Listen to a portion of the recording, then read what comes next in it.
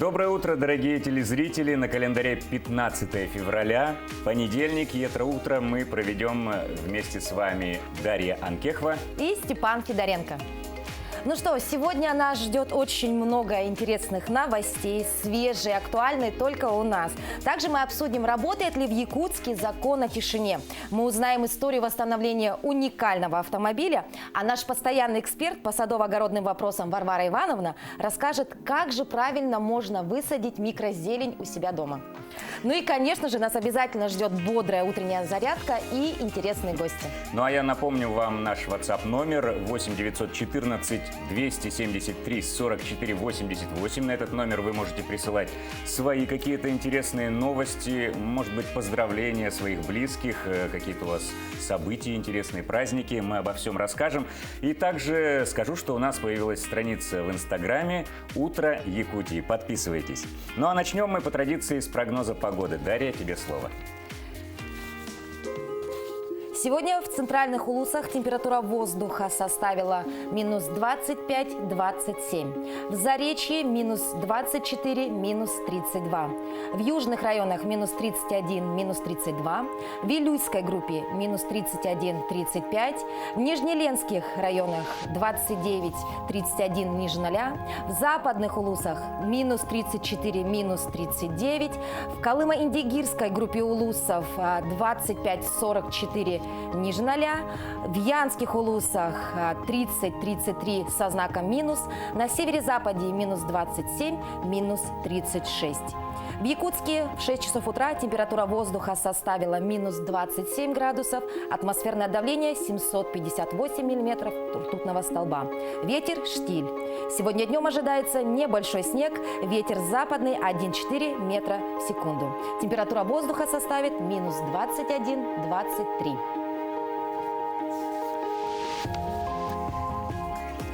Ну а у нас пришло время новостей. На фоне распространения южноамериканского штамма COVID-19 ученые объяснили, что делать, если вакцины от коронавируса устареют. У нас в студии наш новостной обозреватель Василий Радченко. Василий, доброе утро.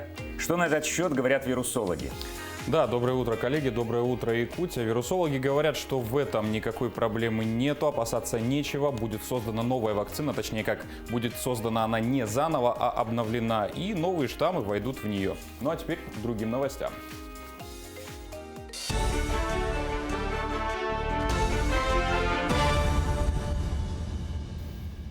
Между тем, вакцина «Спутник Ви» одобрена к применению уже в 27 странах мира. Таким образом, она вошла в число 3 лидеров с наибольшим количеством разрешений по всему миру. За последние дни к клубу «Спутника Ви» присоединились Черногория, Казахстан, Сент-Винсент и Гренадины. Вот-вот ожидается регистрация на крупнейшем рынке в Индии. Не без сложностей проходит регистрация «Спутника» в Евросоюзе. Однако в этом направлении работа продолжается. Наступившая рабочая неделя станет самой длинной в году. Как напомнили в Роструднадзоре, работать предстоит 6 дней с 15 по 20 февраля. Последний день будет сокращенным, зато потом будет 3 выходных с 21 по 23 февраля включительно. А уже следующая рабочая неделя станет всего 3-дневной. Работать предстоит 24, 25 и 26 февраля. Следующие длинные выходные ждут россиян в марте. Международный женский день 8 марта сократит рабочую неделю всего до 4 дней. 10 школ планируют построить в Якутии в 2021 году. Об этом сообщил зампред правительства Сергей Местников в ходе отчета правительства региона в эфире телеканалов «Якутия-24» и НВК «Саха». По его словам, их возведут в разных районах республики. Помимо этого, введут 16 детских садов. Сергей Местников также подчеркнул, что продолжится работа и по развитию системы среднепрофессионального образования. Начнется реализация проекта единого кампуса для СУЗов в микрорайоне Кангаласы. Также для педагогов активно проводятся различные семинары и курсы повышения квалификации.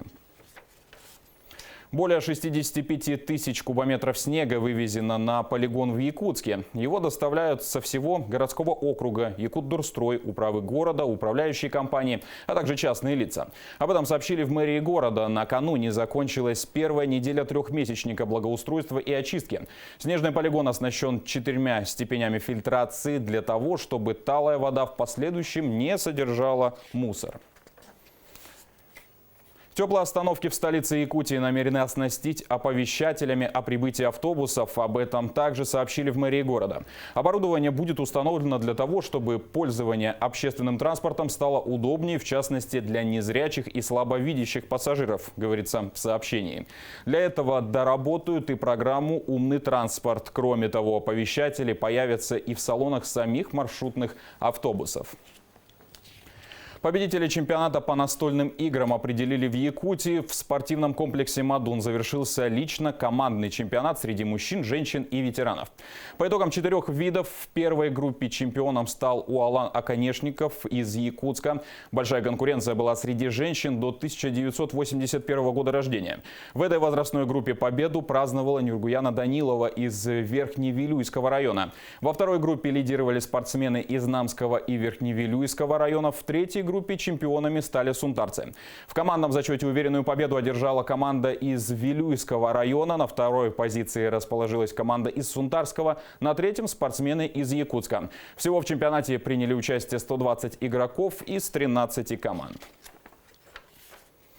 Сын шестикратного победителя игр Дыгына Николая Дьяконова выиграл Кубок чемпиона по многоборью. 20-летний Вячеслав показал превосходные для своего возраста результаты в турнире при высочайшей конкуренции.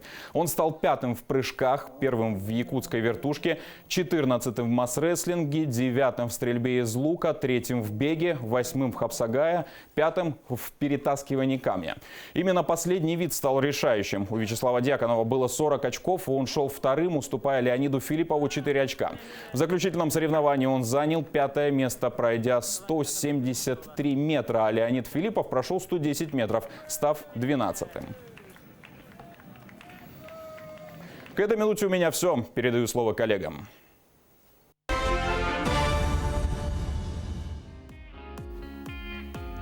Ну а мы продолжаем. Доброе утро всем.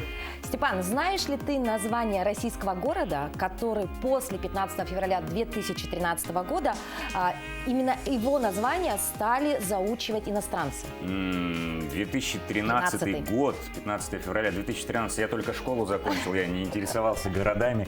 Москва, Сочи, Якутск, какие еще есть города? Слишком примитивно, можно сказать. На самом деле город Челябинск. Чем знаменита эта дата для этого города? Ведь именно в этот день в Челябинске упал метеорит. Данное явление зафиксировали несколько камер, и, соответственно, эти кадры разлетелись по всему миру, и поэтому весь мир узнал город Челябинск. Да, точно. Ну а какие еще знаменательные события произошли сегодня, в этот день, 15 февраля в истории, мы узнаем в нашей рубрике «Даты и события».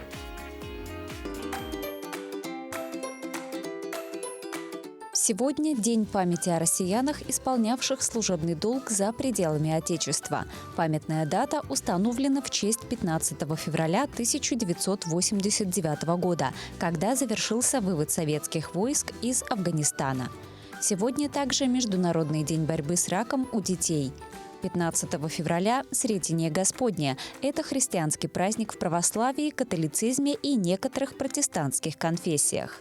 Сегодня день национального флага Канады. Именно в этот день, в 1965 году, флаг с красным кленовым листом подняли впервые. В народе этот день считали днем первой встречи весны. Сретенские морозы считались последними. Но по народным приметам, если метет снег, то будет поздняя весна. 15 февраля 1712 года создали Тульский оружейный завод, российское предприятие оборонной промышленности. В 1820 году в этот день датский профессор физики Ханс Кристиан Эрстед обнаружил магнитное действие электричества во время простого опыта. 15 февраля 1947 года в СССР запретили браки между советскими гражданами и иностранцами. Официально этот запрет объяснялся заботой о советских женщинах. 15 февраля 1994 года официально ввели штандарт президента России – символ президентской власти в Российской Федерации. 15 февраля 2013 года над Челябинском прошел метеоритный дождь. 15 февраля 1564 года родился Галилео Галилей – итальянский физик, механик, астроном, философ и математик. В 1710 году в этот день родился Людовик XV, король Франции. Сегодня 225 лет со дня рождения Петра Анжу, военного моряка-топографа, исследователя Арктики, адмирала российского императорского флота. Именины в этот день празднует только Василий.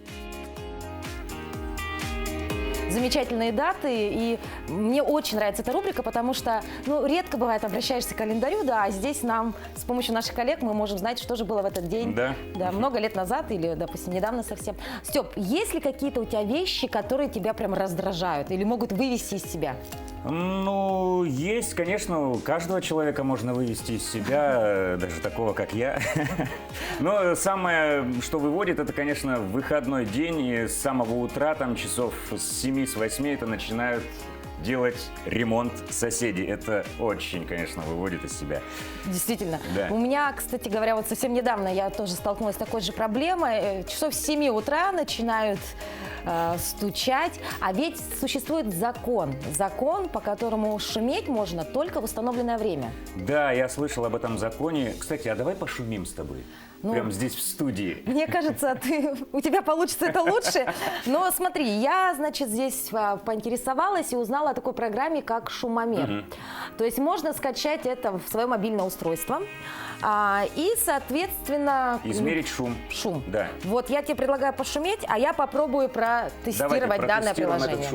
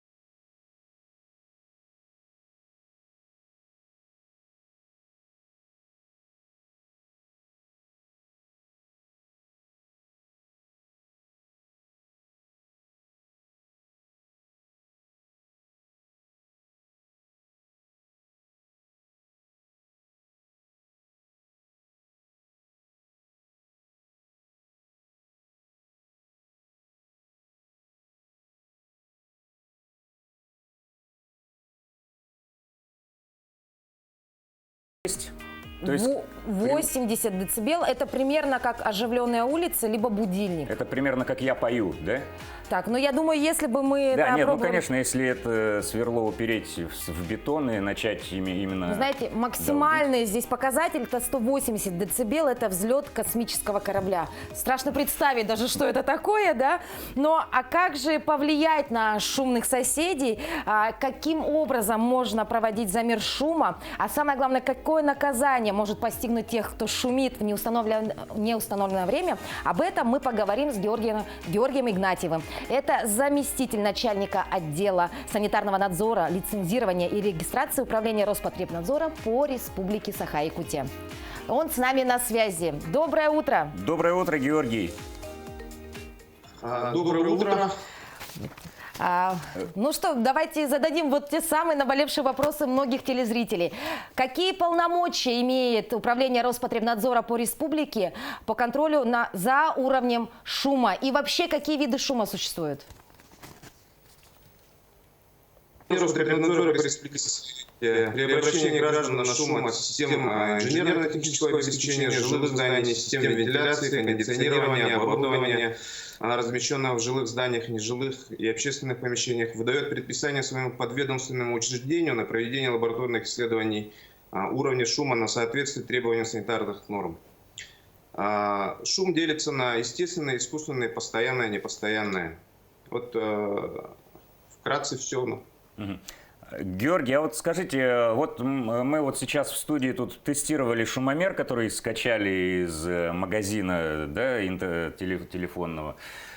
Вот это насколько можно доверять вот таким шумомерам бытовым, телефонным, и его показания могут ли послужить поводом для обращения в суд? Ну, уровень шума вот вашим прибором, конечно, можно и пользоваться для проведения лабораторных исследований, но также его нужно закрепить чем? Проведением поверки в Центре стандартизации метрологии для убедительности. А ваши сотрудники чем измеряют? Наши коллеги проводят лабораторные исследования в аккредитованной лаборатории, соответственно, с проверенными инструментами. Так, а возникает вопрос, соответственно, что же необходимо делать гражданам, если вдруг случилась такая вот беда, и они хотят зафиксировать и, соответственно, решить этот вопрос? Управление регулярно поступает обращение граждан на ухудшение условий проживания из-за наличия шума от рядом расположенных объектов, то систему вентиляции, холодильное оборудование, кондиционеры, объектов торговли и общественное питание, что находится в смежных помещениях, технологического оборудования, жилого дома, это правила лифты и тепловые узлы, бойлерные так называемые. Ну и обычно вот эти жалобы граждан населения на шум являются обоснованными и подтверждаются результатами лабораторных измерений. В 2019 году у нас доля обращения граждан на шум составила 1,6% от общего количества обращений граждан, а в 2020 году у нас идет уменьшение количества жалоб на шум от граждан, составляет 0,25%. Вообще процедура санитарно-эпидемиологической экспертизы не распространяется и измерения не проводятся в отношении шума, обусловленного естественными и случайными явлениями, это природные явления, поведением людей, нарушениями тишины, подачей звуковых сигналов и срабатыванием звуковой охранной и аварийной сигнализации, аварийно-спасательными и аварийно-ремонтными работами, проведением массовых мероприятий, демонстраций и тому прочее. Кроме того, если соседи нарушают ваши права при эксплуатации кондиционеров, самостоятельно установленных в квартирах, любого другого оборудования, то в этом случае необходимо обращаться в администрацию муниципального образования или в суд. Управление Роспотребнадзора поступает заявления от населения в основном на шум от элеваторных узлов и лифтового оборудования. Также поступает обращение на шум от строительных работ один раз в год. Например, гражданин обратился на шум от лифта многоквартирного дома. После проведения управлением контрольно-надзорных мероприятий управляющая компания провела работы по шумоизоляции в элеваторной лифта. В подъезде поставили дополнительную дверь. Ну и таким образом вот ограничили уровень шума. А вот, Георгий, несколько лет назад жители 202-го микрорайона страдали от звуков дискотеки, которая на пляже происходила. Это ваша юрисдикция или это уже в полицию нужно обращаться или еще куда-то?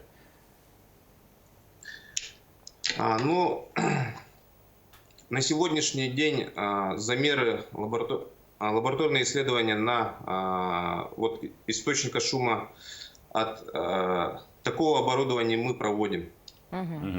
То есть с такими проблемами можно обратиться к вам? Да. Хорошо. А можно, пожалуйста, нам поконкретнее, куда мы именно можем обратиться? Возможно, ваши социальные сети, контактные телефоны, горячая линия? Письменно основанием выхода специалиста управления Роспотребнадзора является письменное заявление, направленное по адресу город Якутск, улица Аюнского, 9, или на электронную приемную через ЕСТИА. Ну вот вы сказали в процентном отношении привели, да? В принципе, заявлений по уровню именно шума немного. То есть наши якутяне более-менее уважают соседей, да? Да. Можно так сказать? 1% вы сказали с чем-то. Да, в 2019 году составил 1,6%. То есть, да, Это то есть радует. жители нашей республики законопослушные, да? И это у нас такая, знаешь, не самая наболевшая тема, да? Ну, надеюсь. Мы надеюсь, благодарим так и вас, будет. Георгий Александрович. Спасибо. Хорошего вам дня. Всего доброго. Ну, закон законом, но вот соседи, да, добропорядочные, вот при выборе квартиры особенно это важно, вот как выбрать квартиру при покупке, что там важно, там какие стены, какие там, не знаю, сантехника, а главное, всегда вот самый главный совет, это главное соседи. Хорошие соседи – это самое главное при выборе квартиры. И вот наш Следующий сюжет как раз о соседях. Участковый Владислав Тарасенко ежедневно обходит свой округ. Сегодня в нехороших квартирах пока тишина. Признается, контингент сложный. Нарушители – подсудимые и люди со сложной судьбой. Что нужно делать, чтобы люди тебя понимали? Все-таки относились к тебе и с уважением, не боялись, но опять же и как бы закон не нарушали. Нужно уметь общаться с гражданами правильно. Ну, это самое главное в нашей профессии. Как с гражданами. Каждому индивидуальный подход, еще раз повторюсь, нужен. На шумных соседей часто жалуются другие соседи. По статистике, 70% всех жалоб – конфликты жильцов. Нарушителям покоя грозит административная ответственность. Однако и даже штрафы не пугают жильцов. Как правило, жильцы, тишина которых была нарушена, они, это зачастую бывает ночное время, жалуются, звонят 02 в полицию. Полиция, участковый уже отрабатывает материал, либо сотрудники полиции выезжают сразу на место, собирают материал, объяснения, пытаются установить виновника предполагаемого. Зачастую в основном у нас граждане нарушают тишину и покой обычные. Это от 1 тысячи до 5 тысяч рублей. Но также может быть предупреждение на первый раз. Либо если это была какая-то уважительная причина, допустим. Горожане жалуются на стройку, громкую музыку, на лай собак и даже на плач ребенка. Однако для составления протокола нарушения нужно измерить уровень шума. Уровень звука в ночное время не должен быть выше 45 дБ, а днем он не должен превышать 55 дБ. Но и без спецоборудования измерить шумы не получится. Роспотребнадзор не выполняет замеры, если шум исходит от действия самих жильцов. Жалобы увеличиваются с наступлением лета. Звук автомашин и мотоциклов в летний сезон нарушает покой. Большинство жильцов предпочитает не вмешиваться, но специалисты советуют, надо дать нарушителю твердый отпор. Коллективная жалоба – это уже хорошо. То, что весь дом восстал против правонарушителя.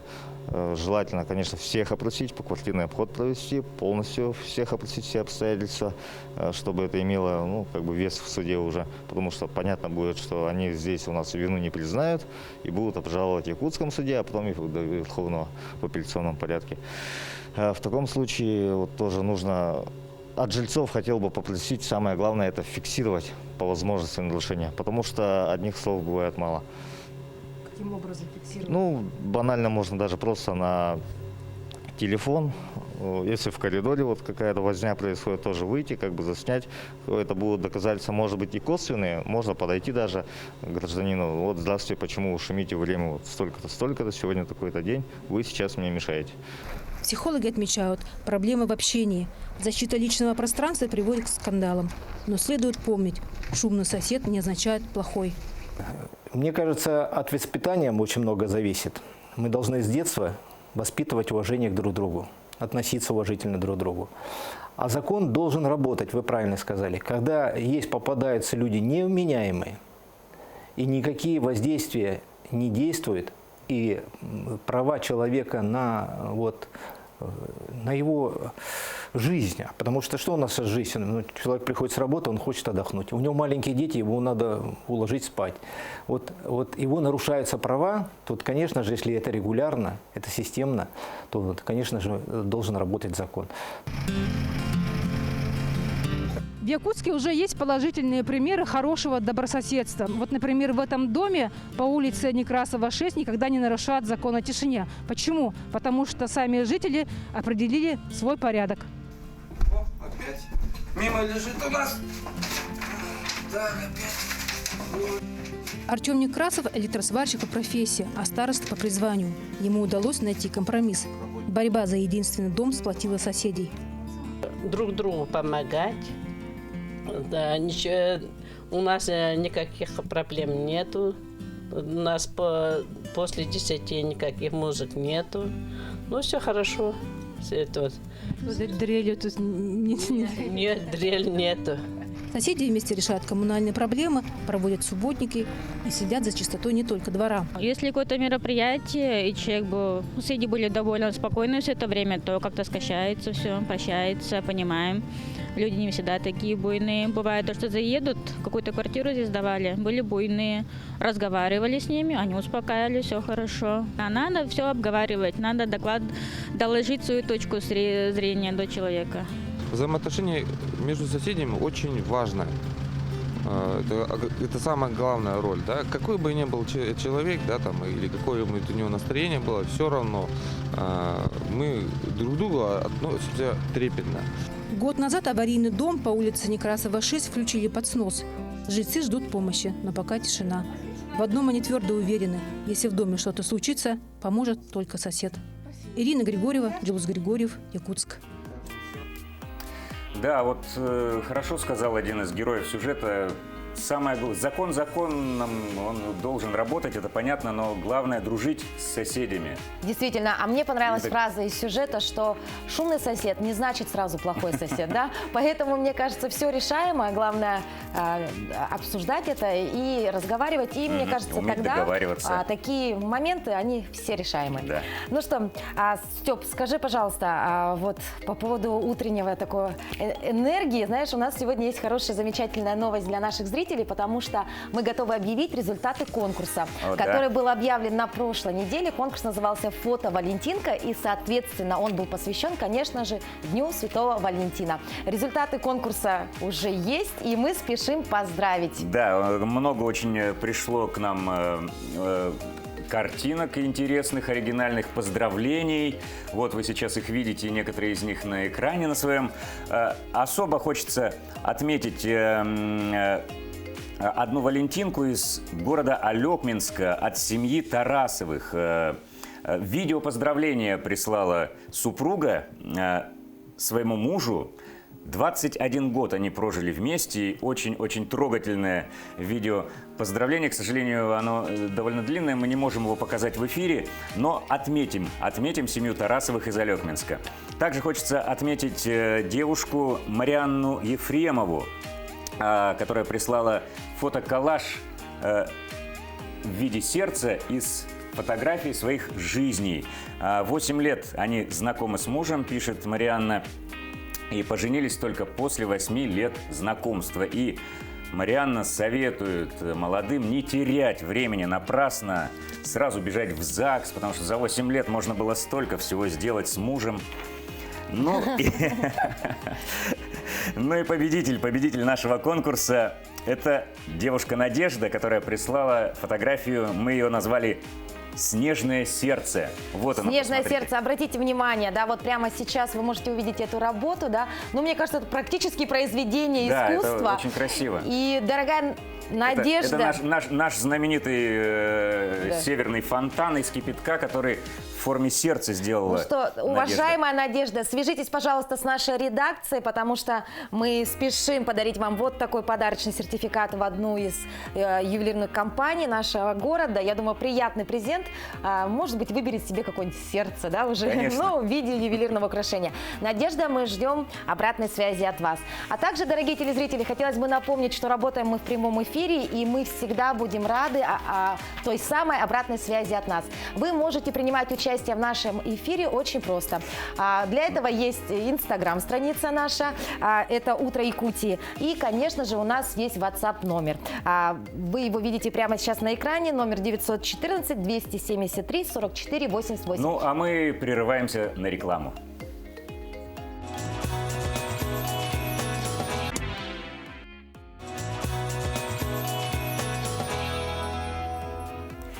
Доброе утро всем! Пришло время утренней зарядки. Наш тренер Алена Лисица уже готова поделиться вместе с вами хорошими, бодрыми упражнениями, которые дают вам бодрость на весь день.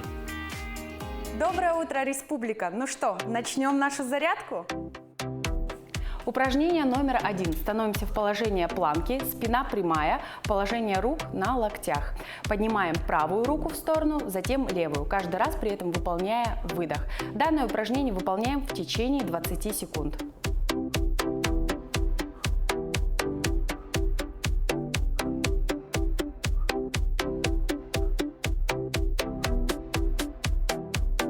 Упражнение «Подъем ног». Данное упражнение является связующим между первым и следующим упражнением. Выполняем на 10 секунд в темпе, при этом каждый раз, поднимая колено, делаем выдох. Упражнение номер 3. Становимся в упор на прямые руки. Ладонью правой руки касаемся левого плеча, ладонью левой руки касаемся правого плеча. При этом выполняем прыжок ноги врозь, ноги вместе. Каждый раз, выполняя при этом выдох, поясницу не прогибаем, спина прямая. Выполняем 20 секунд. Упражнение номер 4. Такое же, как и номер 2. Выполняем подъем ног. Каждый раз при подъеме колена мы делаем выдох. Выполняем 10 секунд. Упражнение номер 5. Становимся в положение планка на локте. Спина прямая, поясницу не прогибаем. Опускаем таз вправо, затем влево. Каждый раз выполняя при этом выдох. Данное упражнение делаем 20 секунд и затем повторяем весь комплекс еще на 2 подхода.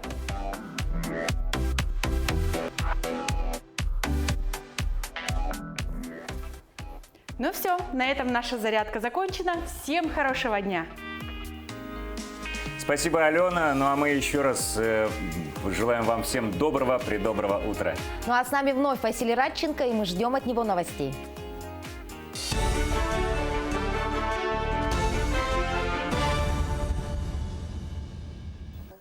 Россия возобновила авиасообщение с Азербайджаном и Арменией. Аэрофлот сообщил, что планирует возобновить полеты в обе страны. Рейсы Москва-Баку будут выполняться с 17 февраля по средам и воскресеньям. Обратные полеты по понедельникам и четвергам. Рейсы Москва-Ереван будут выполняться с 15 февраля по понедельникам, средам, четвергам и субботам. Обратные полеты по понедельникам, воскресеньям и 2 рейса по четвергам. Напомним, Россия из-за пандемии коронавируса с 27 марта прошлого года прекратила регулярное и чартерное авиасообщение с другими странами. Исключения составляли вывозные рейсы, а также грузовые, почтовые, санитарные и гуманитарные рейсы. Компания «Эльга-Уголь» планирует в этом году добыть 18 миллионов тонн угля в Якутии. За прошлый год предприятие добыло 7 миллионов тонн. При годовом плане более 6,5 миллионов тонн компания перевыполнила его на 3% и увеличила выручку от основной деятельности. Предприятие планирует наращивать производственные объемы. К 2023 году планируется увеличить добычу до 45 миллионов тонн. Инвестиции в проект составят 130 миллиардов рублей. Помимо этого, средства будут направлены на строительство горно-обогатительных комбинатов, расширение пропускной способности собственного железнодорожного пути до 30 миллионов тонн. Кроме того, к 2025 году компания намерена построить на территории комплекса вахтовый поселок с численностью до 25 тысяч человек. Для создания необходимой инфраструктуры планируется строительство аэропортного комплекса. Свыше 500 соцобъектов подключат к интернету в Якутии в 2021 году. Об этом сообщили в Мининновации региона. В 2020 в рамках нацпроекта «Цифровая экономика» к сети подключены 406 соцучреждений, 151 образовательная организация, 87 фельдшерско-акушерских пунктов, 114 органов местного самоуправления, 48 пожарных частей и 6 органов Росгвардии. В 2021 году начнется строительство Волжско-Момского и Верхнеколымского районов с дальнейшим подключением Среднеколымского и Нижнеколымского. Так будет обеспечен доступ к интернету еще 512 социально значимых объектов региона. В московском метро запустили ролик о якутском кинематографе. Он посвящен выпуску специального номера журнала «Искусство кино», который полностью состоит из материалов о фильмах и режиссерах из нашей республики. Каждый пассажир столичной подземки сможет узнать о том, как зарождалась индустрия кинематографа в Якутии, какие картины пользуются большим успехом и каких международных и российских побед уже добились картины, снятые на якутском языке. Мы сделали множество проектов, связанных с якутским кино. Один из самых крупных и важных для нас, конечно, специальный номер, посвященный якутскому кинематографу, который выйдет уже в середине февраля, и можно будет его купить на нашем сайте с доставкой онлайн, в том числе и в Якутию. Этот номер посвящен якутскому кино мыслями не только ведущих российских кинокритиков, но также профессионалов из Якутии. И вместе они составили такой альманах, путешествующий в историю якутского кино, в его становление и в нынешнее состояние. В Алтае прошли гонки на северных ездовых собаках. В упряжках можно было увидеть и якутских лаек. Участники прошли дистанцию в 25 километров, а самые отчаянные пробежали все 50. Холодная погода никак не повлияла на настрой, ведь мороз лучше для собак, им не будет жарко при забегах. По словам одного из участников, Алексея, самым сложным промежутком трассы является самая стартовая зона, потому что животные очень взволнованы, впрочем, так же, как и их хозяева. Участников у нас 87 в этом году. Это вместе со спринтом. Породы якутская лайка, хаски сибирский, самоеды и собаки, так называемый open класс, это беспородные собаки у нас есть. И также ездовые метисы, которые выступают вне зачета. Самое сложное – это правильно распределить собак, чтобы они прошли эту дистанцию и не были пострадавшие. Вовремя заметить. Это сложно, чтобы вовремя заметить, когда собака устает. И вовремя либо остановить упряжку, и либо поставить собаку в полох и довести ее уже так. Ну а на самом деле это стартовая зона самая сложная. Вот этот кипиш, он просто ауру создает, и собаки все на адреналине. А у меня к этой минуте все. Хорошего вам дня.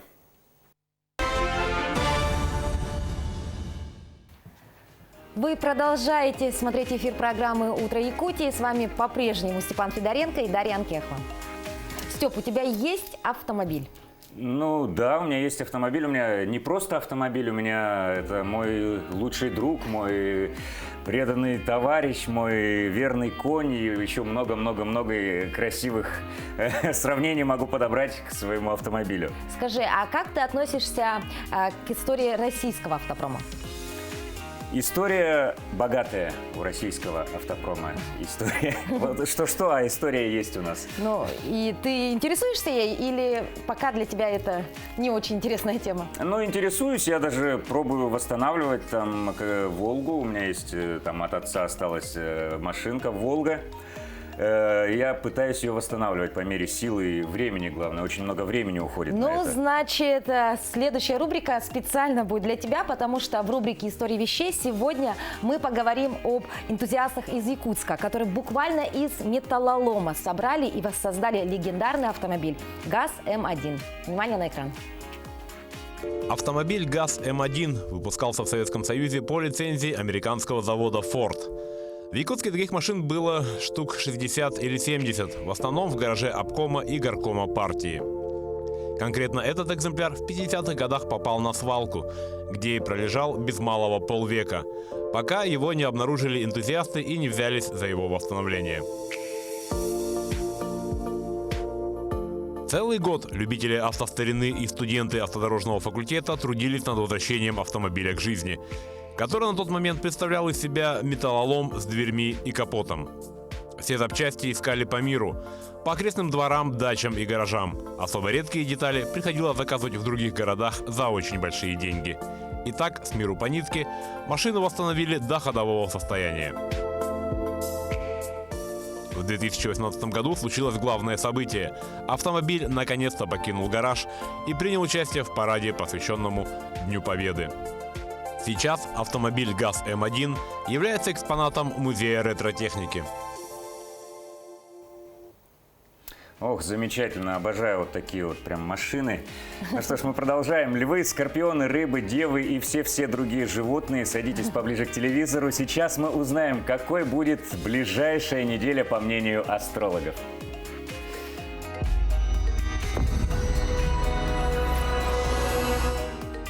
Овен, в этот период вы можете получить ответ на важный вопрос. Во второй половине недели на первое место выйдет личная жизнь. Обстановка в семье может слегка накалиться. Уделяйте больше спокойствия и внимания партнеру. В выходные будет полезно начать то, что вы долго откладывали. Телец. Близкие люди окажут содействие в решении важных вопросов или удивят приятным сюрпризом. В середине недели у тельцов, не имеющих второй половинки, может состояться значимая встреча. Ближе к выходным будьте внимательны к своему питанию. Близнецы. Энергии у представителей знака на этой неделе будет хоть отбавляй, но имеется риск направить ее в неправильное русло. Чаще советуйтесь с теми, кто знает толк в жизни, особенно в амурных делах. В конце этой недели будет полезно свести к минимуму любые контакты. Рак. Гороскоп советует на этой неделе мыслить шире привычных шаблонов. Даже если одна из идей слегка утопична, не спешите окончательно отказываться от нее. Середина недели на первое место выйдут личные отношения. Могут обнажиться недоговоренности и размолвки. Лев. Перед вами появится несколько неотложных задач. Решая их, опирайтесь и на опыт, и на интуицию. К концу недели самое время задать жизненно важный вопрос, попросить чьей-то протекции или напомнить о себе должнику. Астрологический прогноз на выходные подразумевает романтику. Дева. Представители знака будут подсознательно чувствовать тревогу от общения с кем-то из новых соседей или друзей. Лучше не форсировать события на пути сближения с этим человеком. Спешить не нужно и в домашних делах. На этой неделе не исключены бытовые травмы и ушибы. Весы. На этой неделе, скорее всего, не избежать недомолвок и сплетен. Постарайтесь не привлекать к себе слишком много внимания. Но неделя в целом благоприятна для старта новых идей, тех, которыми вы можете заняться и без союзников. Скорпион. Начало недели для вас начнется с необычного предложения. Не торопитесь его отвергать. В середине недели у вас возрастет творческая составляющая жизни. Смело беритесь за пробу пера в любом интересном для вас направлении. Стрелец. На этой неделе у вас почти не останется времени на отдых. Особенно продуктивно будут удаваться переговоры и обсуждения. Настойчивее боритесь за свои права. Во второй половине недели гороскоп советует не вмешиваться в происходящие события. Козерог. Гороскоп советует прислушаться к пожеланиям своего ближайшего круга общения. Успех во многом будет зависеть от установленных между вами договоренностей. Не следует забывать и о повседневных делах. В выходные будет хорошо посвятить членам семьи или любимому человеку. Водолей. Для вас спокойный и гармоничный период. Его желательно посвятить активному продвижению своих природных талантов. Если на повестке дня вопросы, связанные с имуществом, наследством или недвижимостью, то следует воспользоваться советом эксперта. Импульсивные решения могут быть опасны. Рыбы. Вам на этой неделе удастся разобраться с одной из запутанных ситуаций. В начале недели может проявиться легкая грусть. Личные отношения на протяжении недели будут развиваться своим чередом.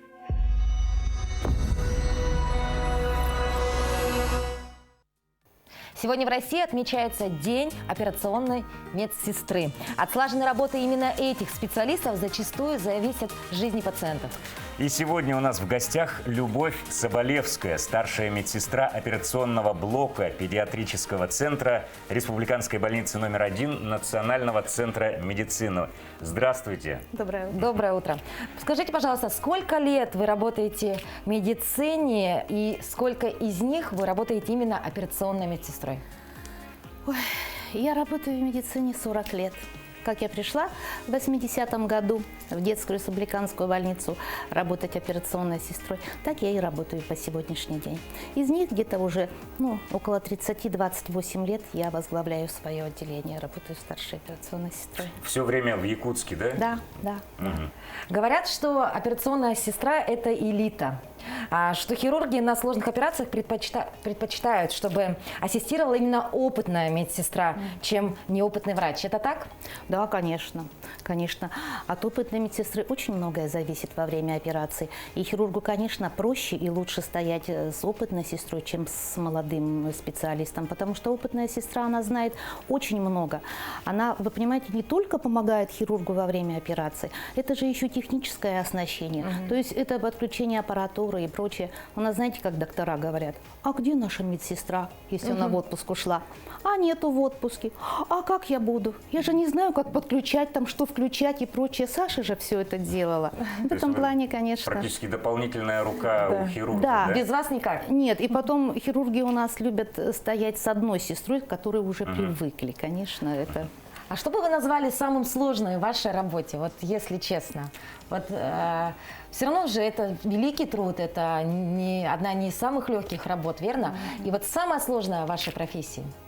Ну, знаете, в каждой профессии есть сложности, да, но если ты опытный и высококвалифицированный специалист, да, то, я думаю, тут не должно быть сложностей каких-то. Все-таки это такая работа, такая ответственность. Конечно, все сложно, казалось бы, но все-таки сложности. А расскажите о каких-то вот самых запоминающихся операциях ваших. Ну, знаете, вот запоминающихся операций, да, их же очень много, потому что у нас экстренная служба. А в экстренной службе, ну, каждый случай это просто запоминающийся. Потому что у нас, если раньше были дети до 15 лет, допустим, да, мы оперировали, то сейчас у нас до 18 лет. А до 18 лет, это вы сами понимаете, это же и кататравмы, и травмы, и прочее. И поэтому каждый такой случай, который оперируется даже по экстренной, я не говорю сейчас даже про плановую, да, а по экстренной, да, то это каждый случай запоминающийся, и потом это дети. А вот какие ощущения испытываете вы, когда, вот, допустим, чуть позже встречаетесь с теми пациентами, которые были именно безнадежные, возможно, и вот с вашей помощью, с помощью ваших коллег, они встали на ноги, они встречают вас в городе, улыбаются, здороваются, благодарят вас? Ну, знаете, как сказать, вот то, что дети, да, и мы оперируем детей, каждая спасенная, можно сказать, детская жизнь, да, это всегда какая-то радость, это всегда ощущение удовлетворения, потому что ребенок это самое главное, что в принципе-то есть. И поэтому, когда выздоравливает ребенок, и все кажется прекрасно и хорошо, и дай это Бог. Расскажите, что вам дает силы? Вообще вот сейчас, вот, особенно сейчас такое трудное время, ковидное, да, это пандемийное время, медики вдвойне подвержены риску этому были вот все это время. Что вот вам лично дает силы в работе? Ну, дело все в том, что я же руковожу как бы отделением, да, а вся основная работа, это, конечно, работа лежит на моих медсестрах операционных. А им, ну, прежде всего, это выносливость. Они и до ковида как бы стояли по 8 часов стоят на операции, а сейчас в случае пандемии, допустим, им, конечно, приходится еще труднее и сложнее, потому что кроме своих, вот, допустим, стерильного, своих халатов и прочее, им приходится одевать средства индивидуальной защиты, а это дополняет, конечно, какую-то еще нагрузку. Поэтому, конечно, стоять по 8 часов в таком этом самом, это, конечно, прежде всего выносливость. Ну, справляются. Да, конечно. Конечно, конечно. А вот насколько охотно сегодня молодые люди идут именно в операционные медсестры? Востребована ли эта профессия и хватает ли вам кадров? Да, конечно, кадров мне, по крайней мере, у нас кадров хватает. Дело все в том, что у нас в медцентре, да, существует школа операционных сестер, которую я возглавляю, да. К нам приезжают из улусов молодые специалисты и на циклы сертификационные, да, на учебу. И когда приходят молодые специалисты, конечно, не каждый может пойти в эту профессию, допустим, операционной сестры. И первое, что бывает у них, у молодых, это всегда почему-то страх перед этой профессией. Вы знаете, не знаю почему. Даже когда я сама пришла в эту профессию, я тоже сказала, только не в операционную, хоть куда. Но мне сказали, пойдете в операционную, там самое такое место блатное, и будете там работать. Поэтому нет, в кадрах нет у нас этой самой. Потому что когда приходит работать операционной сестрой, уже потом в другую профессию просто медсестры уже не уходят. Так и остается. Я не помню таких, чтобы, знаете, вы 40 лет в профессии. Расскажите, как За это время как менялась ваша профессия? Вот все-таки новые технологии какие-то, новые там методы внедряются. Новые требования, да, новые возможности. Техника. Конечно, конечно. Стало Знаете, легче, стало сложнее. Ведь новая техника требует новых знаний еще. Да. Вот моя мама там освоить компьютер для нее, она тоже медработник, это прям целое дело было, я помню. Ну да, конечно. Раньше, когда мы начинали работать, не было же такой аппаратуры, Да. не было. Это самое, мы все делали, в принципе, как бы разрезы такие. А сейчас, конечно, новые технологии, новое оборудование, да, на котором действительно легче работать. Сейчас у нас аппендициты делаются практически 90% это эндоскопически. Поэтому это, конечно, намного легче. Ну, в общем-то, это и создает какие-то свои, там, знаете, надо иметь навыки и прочее. Поэтому мы действительно обучаемся. И сейчас у нас вот внедрены вот эти вот вебинары, которые, если мы раньше учились раз в 5 лет, то сейчас мы учимся каждый год. Да. А потом мы проходим аккредитацию. Ну что, пользуясь случаем, мы спешим поздравить вас с профессиональным праздником. И, Ваших конечно же, коллег поздравляем тоже. всех ваших коллег. Спасибо большое за ваш труд, спасибо за спасенные жизни. И дай Бог, чтобы все ваши близкие, вы в том числе, были здоровы, потому что без вас мы никак. Спасибо вам большое. Спасибо. Сейчас я просто вот хочу обратиться к своим коллегам и поздравить их с Днем операционной медицинской сестры. В этом году вот День операционной медицинской сестры проходит под девизом «Операционные медицинские сестры. Вместе мы добьемся успеха». Но это действительно на самом деле так, что в этот самый в год пандемии. Поэтому мне хочется пожелать им здоровья, счастья, благополучия и терпения. Спасибо большое. Ну что, у нас сейчас будет интересный сюжет, ведь микрозелень – это на данный момент очень модный, вкусный и полезный продукт, который в последнее время пользуется огромной популярностью у многих хозяек. Да, для того, чтобы украсить свое блюдо полезной микрозеленью, не обязательно ее покупать в магазине. Можно вырастить ее у себя на подоконнике. И как это сделать правильно, расскажет Варвара Ивановна. Добрый день, уважаемые садоводы-огородники! Сегодня я вам хочу показать, как сажать витаминные смеси. Они вот называются смеси овощные. Дело в том, что сейчас весна наступает, еще не закончилась даже зима в наших условиях. И очень огромный недостаток витаминов. Для того, чтобы укрепить свой иммунитет, я сейчас всем рекомендую сажать вот такую вот микрозелень. Это настолько интересно. Прежде всего, вы можете привлекать к этому детей. Детям будет интересно, как они прорастают. Дело в том, что вот эти все семена прорастают буквально на 2-3 день и растут очень быстро. И когда они будут уже подрастать, эти семена, ребятишкам будет самим интересно это все связать и кушать. Это делается очень-очень просто. Можно делать на землю. Просеянная простая земля, берете и засыпаете семечки. Но лучше посадить и без грязи, безо всего, вот так на туалетную бумагу. Это делается буквально 2 минуты, но получает такое огромное удовольствие. Смотрите, рассыпаете погуще эти все семена, вот так рассыпали, и больше ничего не нужно.